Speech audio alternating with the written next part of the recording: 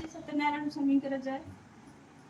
आम से महान क्षेत्र हरिहर क्षेत्र में आसी पहुंचीचु आम चैनल हूँ श्री हरिप्रिया चैनल तेणु आम यही हरिहर क्षेत्र पीठाधीश श्री श्री श्री हरिहर दास को किसी प्रश्न पचार चाहूँ भक्त समाज को निवेदन करी भक्त समाज को ए विषय किसी अवगत करेबी ना आम प्रश्न हूँ जे मनीष मरी जाए ताकू नहीं श्मशान घाट में पकई दिखती श्मशान में पका केतक पोड़ी दिखती केतक पोती दिखती केतक भसई दिखती आउ केतक अच्छा जे गिरह वस्त्र पिंधि था जो मैंने समाधिस्थ करते तेणु समाधि कहीं रखा जाए समस्ते तो समाधिस्थ हमें केवल जो मैंने गिरह वस्त्र पिंधि था आम लक्ष्य कर जो गिरह वस्त्र जो मैंने पिंधि था समाधि रखी था जीवन जिते जीव जिते शरीर जिते आत्मा बाहरी जाए से तो शरीर अर्थ किसी न थाए शरीर खाली हो जाए तेणु ये जो विभिन्न जिनस सब रोचे पोड़ा पोता भसईदेवा पुणी समाधि करवा यार अर्थ कौन ये विषय जनसमाज को किसी जनवाई मुझे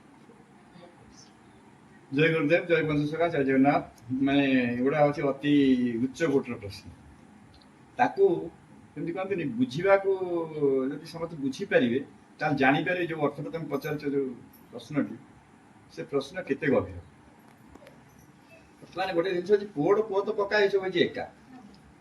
तेणुक जो जीव चलीगला मैंने आज किसी ना केवल रोच कौन शरीरटा नष्ट हो शरीरटा नष्ट हो बंधु बांधव प्रिय प्रीति आसुच्च गोटे कथा चिंता कर जिते बड़े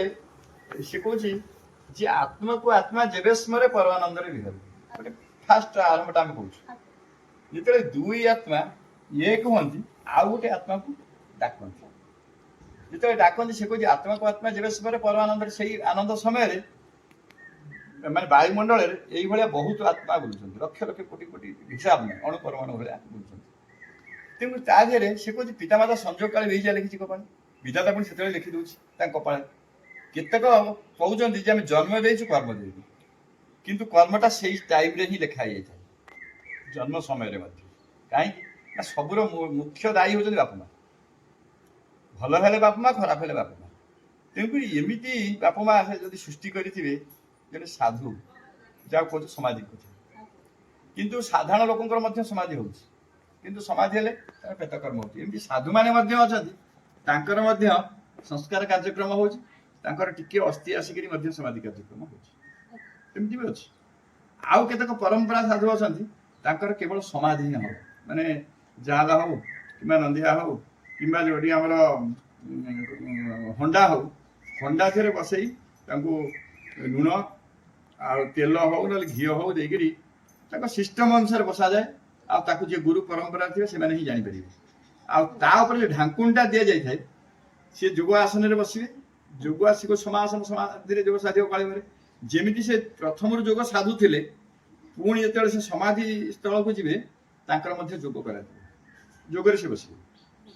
जो जोगे बसवे सी कह पूर्व को नयन पश्चिम को दृष्टि सी पूर्व को माने मुखा रखिए मुख माने बसवा मुख किंतु पछपट मुंडर पछ किंतु ऊपर ढांकुणी दिया से ढांकुणी उपर जब आंगुली भाई कणा थी से कणी हो कि कौन रंध्र द्वारा रंध्र गोटे बाड़ी लगे से बाड़ीटा कहीं लगे जिते बड़े कहार 31 कर्म अच्छी कहार 21 कर्म अच्छी से दिन मैं समाधि की जीवा पूर्व दि जाए गुरुंर प्रसाद दि जाए सब गुरु भाई भाई मैंने आसिक कम करती आते तार पीठर जी थे पटशिष्य से ही शेष कर्म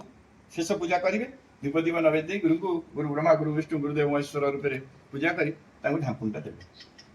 जिते ढांकुणी देवे से ढांकुणी उपर जो कणा कणा गोटे बाउंश हो ना खिल कहीं रक्कीस कि 31 दिन दिन से खिलटी कढ़ा हम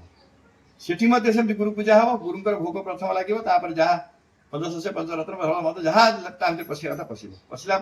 सी जो दिया जाए तो मुंडे ही पड़ू कहीं से जेहतु समाधि अच्छा जो कणा है मुंड उपर अच्छे तेणु जो शून्य से आसीला से शून्य थे ही गुरुंर प्रसाद लगे सबकिछ लगे तेणु तार मुक्ति सब व्यवस्था करा ତାର ଯୋଉ ଦିନ ଠାରୁ ସମାଧି ହେଲା ସମାଧିରେ 31 ଦିନ ଯାହାର ଅଛି କି 21 ଦିନ ଯାହାର ଅଛି ନାମ ସଂକୀର୍ତ୍ତନ ଭଲ ମନ୍ଦ ଯେତେ ଉପଚାର ଅନୁସାରେ ଖାଇବା ପିଇବା ଭଲ ମନ୍ଦ ସବୁ ଚାଲିଥିବ। ସେଦିନ 31 ଦିନ ଯାହାର ଅଛି ତାର 31 ଦିନ ସରିକି 32 ଦିନ ତାର 31 ଦିନ ଯୋଉ ବ୍ରହ୍ମ ମୁହୂର୍ତ୍ତରେ ତାର ଜୟଧ୍ୱନି ଫୟଧ୍ୱନି ସବୁ ଦିଆଯାଏ। କାହିଁ ଜୟଧ୍ୱନି ଦିଆଯାଏ ନା ଏଇ ଯୋଉ ଆତ୍ମା ଯଦି ତାର କିଛି ଅଧୁରା କାର୍ଯ୍ୟ ଥାଏ ତାହେଲେ ସେ ପୂର୍ବ ଯଦି ଜନ୍ମ କିଛି ହବ ତାହେଲେ ସେ କେମିତି ତାର ସେ କର୍ମଟା ସେ ପୂରଣ କରୁ ଏଥିପାଇଁ ଜୟଧ୍ୱନି ଦିଆଯାଏ। କିନ୍ତୁ ଏଠି ଯୋଉ ସମାଧିରେ ବସିକି ଯୋଉମାନେ ସବୁ ତାଙ୍କର ସମାଧି ଦେଇଛନ୍ତି ଶିଷ୍ୟମାନେ ଥାଆନ୍ତି ପ୍ରଶିଷ୍ୟ ସିଏ ମାନେ ଛୁଆଁ ନ ଭାବି ସେମାନେ କଣ କରନ୍ତି ନା ତାଙ୍କୁ ଗୁରୁ ବ୍ରହ୍ମା ବିଷ୍ଣୁ ମହେଶ୍ୱର ତାଙ୍କୁ ପୂଜା କରନ୍ତି ସେ ପୀଠଟାକୁ। ସେଠି ମଧ୍ୟ ତାଙ୍କର ସମାଧି କରନ୍ତି। ଯୋଉଠି ମୁଣ୍ଡ ଥାଏ ମୁଣ୍ଡ ଉପରେ ମଧ୍ୟ ଦଧି କଳସ ବସେ ସେଠି ଧ୍ୱଜା ହୁଏ। ବୁଝିପାରୁଛ ଏଠି ଧ୍ୱଜାର ଦେଖ ସମ୍ପର୍କ ସେଠି ସିଏ ଯାଇକି କୋଉ ଗର୍ଭସ୍ଥ ହବ। ତେଣୁ ଯେତେବେଳେ ପୁଣି ଗର୍ଭସ୍ଥ ସେ ହବାକୁ ଚାହିଁବ ସେତେବେଳେ ମନେକର ଆର ଯୋଉ 21 ମନେକର ଯାର 31 କର୍ମ ସରିଥିବ ସେ ଯୋଉ ଆର ମାନେ ଯୋଉଟା ମାନେ ଗୃହରେ ରହନ୍ତି ସେମାନେ 12 ଦିନ 12 ପତ୍ର ହେଲେ 13 ଦିନ ସେମାନେ ଆତ୍ମାର ସଦ୍ଗତି ମାନେ 13 ଦିନ ସେ ଗର୍ଭସ୍ଥ ହେବେ। ଯୋଉମାନେ 13 ଦିନ ଗର୍ଭସ୍ଥ ନ ହେଇପାରିବେ ସେମାନେ ବର୍ଷିକିଆ ପରେ ହେଇକି ହେବେ। କିନ୍ତୁ ଏମାନଙ୍କର 31 ଦିନ ଯୋଉ ଦିନ ଜୟଧ୍ୱନି ଦିଆଯିବ ସେଇ ଦିନ ସେ ଗର୍ଭସ୍ଥ ହେବେ। ତେଣୁକରି ଆଙ୍କର ଯୋଉ ହିସାବ କଲେ 21.5 ପଡିଲା ବେଳକୁ ଆଡେ ବାର୍ଷିକ ପଡୁଥିବ। ବୁଝିପାରୁଛ ତେଣୁ ଏଠି ବାର୍ଷିକ ପାଳନ ହଉଥିବ ସେଠି 21 ପାଳନ ତାର ସେ ଯୋଉ ପିଲାଟି ଚାଲି ଯାଇଥିବ କି ଯୋଉ ଆତ୍ମାଟି ଚାଲି ଯାଇଥିବ ଆତ୍ମା ତ ବାୟୁମଣ୍ଡଳ ବୁଲୁଛି ନା ତେଣୁକରି ସମସ୍ତେ ଆତ୍ମାକୁ ଡାକୁଛନ୍ତି କିଏ ଯୋଉମାନେ ସବୁ ସୃଷ୍ଟି ତିଆରି କରୁଛନ୍ତି ସେ ଯେତେବେଳେ ଡାକୁଛନ୍ତି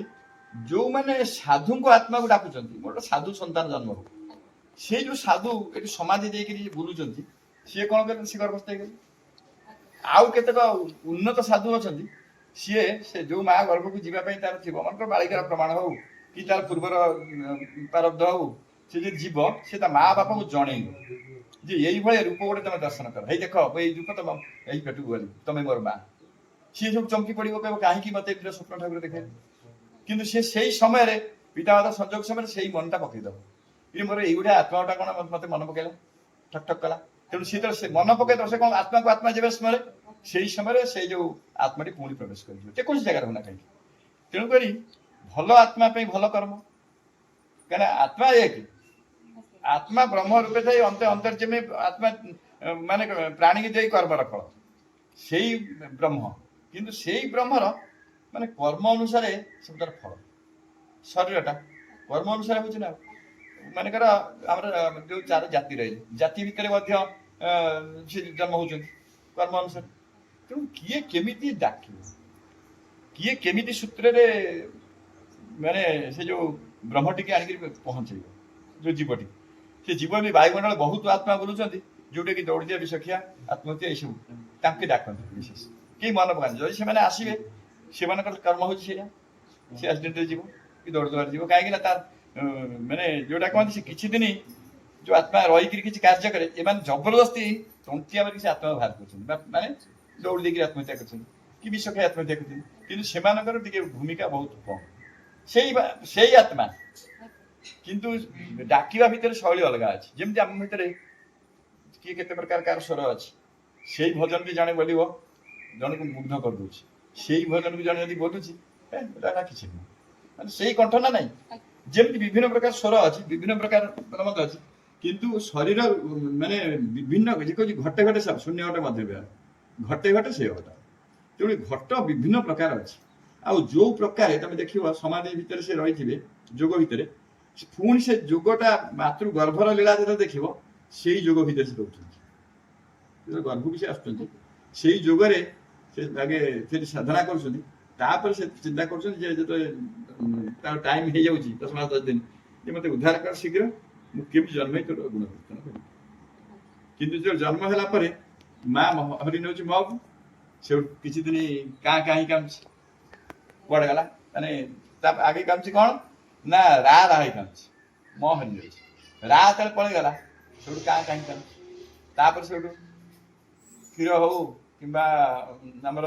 ମହୁ ହଉ ଇଏ ଖାଇଲା ପରେ ସେ ମାୟା ସଂସାରରେ ବୁଝି ଯାଉଛି ବନ୍ଧୁ ପରିବାର। ତେଣୁ ଏଇଭଳି ଆମେ ସବୁ ଭୁଲି ଯାଉଛୁ କିନ୍ତୁ ସୁନ୍ଦର ଆତ୍ମାକୁ ଯଦି ଆମେ ଆଣିବାକୁ ଚାହିଁବା ସେ ସୁନ୍ଦର ଆତ୍ମାର କାର୍ଯ୍ୟକ୍ରମ ସମାଧିସ୍ଥ କାର୍ଯ୍ୟକ୍ରମ ନିଶ୍ଚିତ। ଆଉ ଯଦି ଯୋଉ ଆତ୍ମାକୁ ଯିଏ ଯେମିତି ଡାକୁଛି ଆଉ ଯିଏ ଯୋଉ ଢଙ୍ଗରେ ଅଛି ତା କର୍ମ ନିଶ୍ଚିତ ସେୟା ହବ। ଆଉ ତମେ କହିଦେବ ତାହାର କାହିଁ ହେଲା ମୋର ହବନି, ସେଇଟା ଅସମ୍ଭବ, କାହିଁକିନା ସେ ପୂର୍ବରୁ ଆସିଛି ସେଇ ହିସାବରେ, ତ ନିଶ୍ଚିତ ହବ। ସେଥିପାଇଁ ସେ କହିଛି ଯେ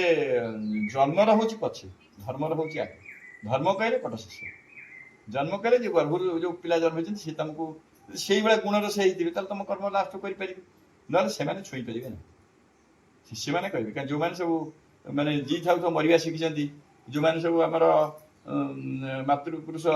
3, ପିତୃପୁରୁଷ 3, ମାମୁଁଘର ପୁରୁଷ 3 ଉଦ୍ଧାର କରିକିରି ବାମପସ୍ତ ହେଇଛନ୍ତି, ସେଇମାନଙ୍କର ଏଇ ସବୁ କାର୍ଯ୍ୟକ୍ରମ ଯୋଉଟା କହୁଛି ସମାଧି କାର୍ଯ୍ୟକ୍ରମ ତାଙ୍କର ସବୁ ଲାଗୁ ହବ।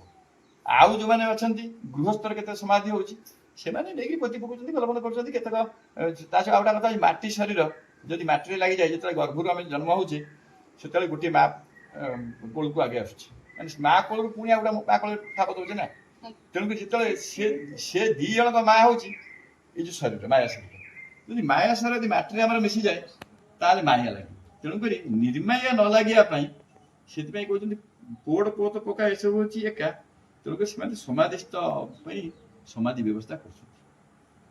ବୁଝିପାରୁଛ। ତେଣୁ ସେଇ ସମାଧି ବ୍ୟବସ୍ଥା ହିଁ ମୁକ୍ତି ଅଛି, କାହିଁକି ନା ସେଠି ତମର ଦେବକର୍ମ କରାଯାଉଛି। ଜଣେ ସାଧୁ ସେ ତ ଆଗରୁ ତାର ପିତୃପୁରୁଷ ସବୁ ଉଦ୍ଧାର କରି ଆସିଛି ନା ଯିଏ ଥାଉ ଥାଉ, ତେଣୁକରି ତାର ଗୋବର ପାଣି ଛିଞ୍ଚା ହଉଛି, ତାର ଚନ୍ଦନ ଛେରା ପଡୁଛି, ଆଉ ତାର ମାନେ ହରିବୋଲ ହୁଳହୁଳିରେ ପ୍ରକମ୍ପିତ ହଉଛି, କିନ୍ତୁ ତାକୁ କେହି ମାନେ ବାହୁନି କରି କାନ୍ଦୁନାହାନ୍ତି। କିନ୍ତୁ ଯଦି ଆନନ୍ଦ ଅଶ୍ରୁ ବହି ଯାଉଥିବ, ସେ ଗୋଟେ ଆନନ୍ଦର ଅଶ୍ରୁ ବହି ଯାଉଛି, କିଏ କାହାକୁ ଗୁରୁଜନକୁ ଯେତେବେଳେ ପରିତ୍ୟାଗ କରିଛି, କାହା ଗୁରୁକୁ କି ମାଆକୁ, ତେଣୁ ସେତେବେଳେ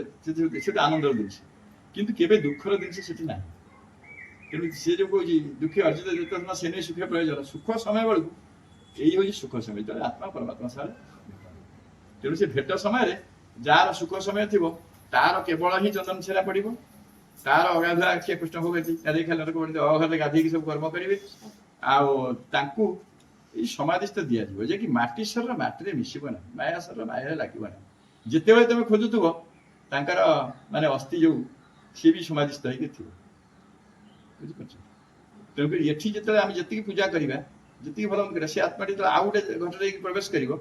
ସେ ନିହାତି ଟିକେ ପାୱାରଫୁଲ ହବ, କାହିଁକି ନା ଏଠି ବି ପୂଜା ପାଉଛି, ସେଠି ବି ତାର ଖାଲି ଚମକିଲା ଭଳିଆ ଖାଲି ତାର ଜ୍ଞାନ ଉଦୟ ହେଉଛି, ବୁଝିପାରୁଛ। ତେଣୁକରି ଯୋଉ ଭକ୍ତ ସମାଜ ଏତିକି ଜାଣନ୍ତୁ ଯେ ଗୋଟେ ସାଧୁ ହବା ଭାରି କଷ୍ଟ, କାରଣ ସବୁ ସାବଧାନ ଅବଲମ୍ବନ କଲେ ଜଣେ ବାପ ମା ଗୋଟେ ସାଧୁ ଛୁଆଟି ଜନ୍ମ କରିବ,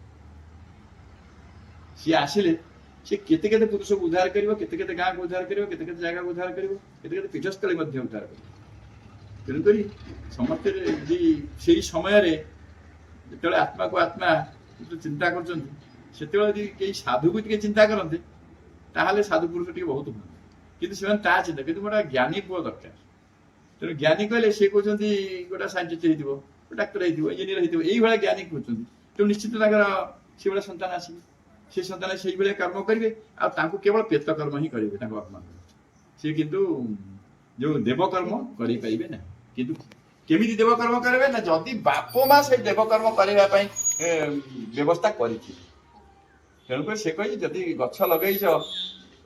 ଯୋଉ ଗଛ ସେଇ ଗଛ ହିଁ ପାଇବେ। ତେଣୁକରି ଯଦି ବାପା ମା ଯଦି ଠିକ ସିଷ୍ଟମରେ କାମ କରିଛନ୍ତି ତାହେଲେ ସେ ପିଲାଟି ନିଶ୍ଚିତ ଆସିବ। ତେଣୁକରି ସବୁର ହଉଛି ଗୁରୁ କୃପା, ଯଦି ଗୁରୁଙ୍କର କୃପା ନଥିବ, ଗୁରୁଙ୍କର କରୁଣା ନଥିବ, ଜଣେ ସାଧୁ ହେଇପାରିବ ନାହିଁ, କି ସନ୍ନ୍ୟାସୀ ଧର୍ମ ଅବଲମ୍ବନ କରିପାରିବ ନାହିଁ, କି ତା ସପ୍ତପୁରୁଷକୁ ଉଦ୍ଧାର କରିପାରିବ ନାହିଁ, କି ନପୁରୁଷକୁ ଯୋଉ ଉଦ୍ଧାର କରିବା କଥା ପିତୃପୁରୁଷ ମାତୃପୁରୁଷ ଆଉ ଅମରପୁରୁଷ ଉଦ୍ଧାର କରିପାରିବେନି। ତେଣୁକରି ସମସ୍ତେ ଟିକେ ଚିନ୍ତା କରନ୍ତୁ କେମିତିଆ ସନ୍ତାନ କାହାର ଦରକାର। ତେଣୁକରି ସିଏ ଯିଏ ଦବା ଲୋକ, ଯିଏ ଶୂନ୍ୟରେ ଅଛି, ସିଏ ଅଣୁ ପରିମାଣ ଭଳିଆ ସବୁ ତାର ଖଞ୍ଜିଛି, ସେ ଯିଏ ଯୋଉଟା ଡାକୁଛି ସେ ସାଙ୍ଗେ ସାଙ୍ଗେ ତାକୁ ପଠେଇ ଦେଉଛି, ବାସ୍। ତେଣୁ ତମେ ଯେମିତିଆ ଡାକିବ ସେମିତିଆ ସନ୍ତାନଟି ସେ ପହଞ୍ଚିବ, ଆଉ ସେଇ କର୍ମ ହିଁ କରିବ। କିନ୍ତୁ ସମସ୍ତଙ୍କ ଉପରେ ଗୁରୁଙ୍କର ବ୍ୟବସ୍ଥା ପଡ଼ିଯାଉ, ସମସ୍ତେ ସେ ଠିକ ଲାଇନରେ ସବୁ ଯିବା ପାଇଁ ଚେଷ୍ଟା କରନ୍ତୁ। କିନ୍ତୁ ଗୋଟା କଥା ହଉଛି ଯାହା ନ ହେଇଛି ବାଳୁତ କାଳେ ତା କଣ ପାଚିଲା। ତେଣୁ ବାଳୁତ କାଳେ ହେବାକୁ ହେଲେ ବାପା ମାଙ୍କର ଆଶୀର୍ବାଦ ନିଶ୍ଚିତ ଆବଶ୍ୟକ। ତେଣୁ ସେଇ ବାପା ମା ସବୁଠୁ ମୂଳ କାରଣ, ବାପା ମା ଯେମିତିଆ ମଞ୍ଜିଟି ଲଗେଇଥିବେ ସେମିତିଆ ଗଛଟି ନିଶ୍ଚିତ ହବ। ତେଣୁ ସମସ୍ତେ ଭଲ ଭଲ ଯଦି ଗଛ ଲଗେଇଲେ କଣ କହୁଛି ନା ଗ୍ରାମରେ ରହିବ ମଣିଷ ଜଣେ, ଗୋଟିଏ ଯଦି ସାଧୁ ସନ୍ତାନ ଜନ୍ମ ହବ ସେ 7 ଖଣ୍ଡ ଗାଁକୁ ମଧ୍ୟ ରଖିଦେଇ ପାରିବ। ତେଣୁ ଏଇଭଳିଆ ସବୁ ଭଲ ଭଲ ବିହନ ସବୁ ଗାଁ ମାନଙ୍କରେ ପଡୁ, ଆଉ ଭଲ ଭଲ ଗଛ ସୃଷ୍ଟି ହଉ, ତାହେଲେ ନିଶ୍ଚିତ ସୃଷ୍ଟି ରହିବ, ଧ୍ୱଂସ ହବ ନାହିଁ। ସମସ୍ତେ ଯେଉଁ କୁହନ୍ତି ପ୍ରଳୟ ହବ ଭଲ ମନ୍ଦ ହବ, ଏଇ ପ୍ରଳୟ ଦାବରୁ ରକ୍ଷା କରିଦେବେ ଏଇମାନେ ସବୁ। ତେଣୁ ସମସ୍ତେ ଭଲ ଭଲ ସନ୍ତାନ ସୃଷ୍ଟି କରିବାକୁ ଚେଷ୍ଟା କରନ୍ତୁ। ଜୟ ଗୁରୁଦେବ, ଜୟ ପ୍ରସାଦ, ଆଉ ଗୁରୁଙ୍କର କୃପା ସମସ୍ତ